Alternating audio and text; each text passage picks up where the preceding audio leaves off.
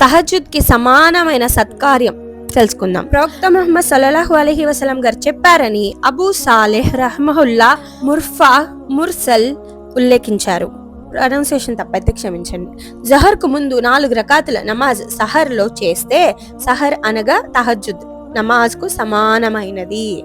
ఇబ్నె అబీ షైబ్ 5940, అల్బానీ సహీ 4131 లో హసన్ అని చెప్పారు, అంటే సహీ అని తెలియదు. ఈ 4 రకాతుల మరో ప్రత్యేకత ఏమిటంటే వాటి కొరకై ఆకాశపు ద్వారము తెరవబడతాయి. ప్రవక్త ముహమ్మద్ సల్లల్లాహు అలైహి వసల్లం గారు ఇలా తెలిపారని అబూ అయ్యూబ్ అన్సారీ రదియల్లాహు అన్హు గారు ఉల్లేఖించారు.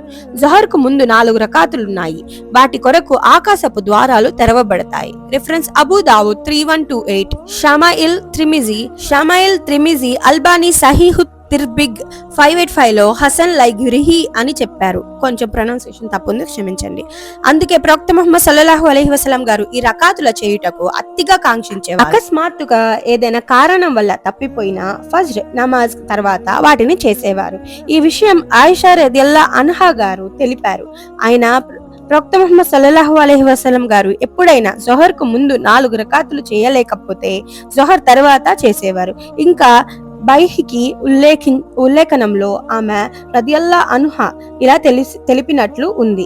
జొహర్ కు ముందు 4 రకాతులు తప్పిపోతే జొహర్ తర్వాత చేసేవారు. త్రిమిది 426, బైహిక్ అల్బానీ సహీ త్రిమిది 350 లో హసన్ అని తెలిపారు. అందుకు ఈ 4 రకాతులు ఎవరికైనా తప్పిపోతే లేదా ఏదైనా పని వల్ల చేయుటకు వీలు కాకపోతే, ఉదాహరణకు కొందరు టీచర్లు ఆ పని అయిన తర్వాత తమ ఇంటికి వచ్చి చేసుకొనవచ్చు.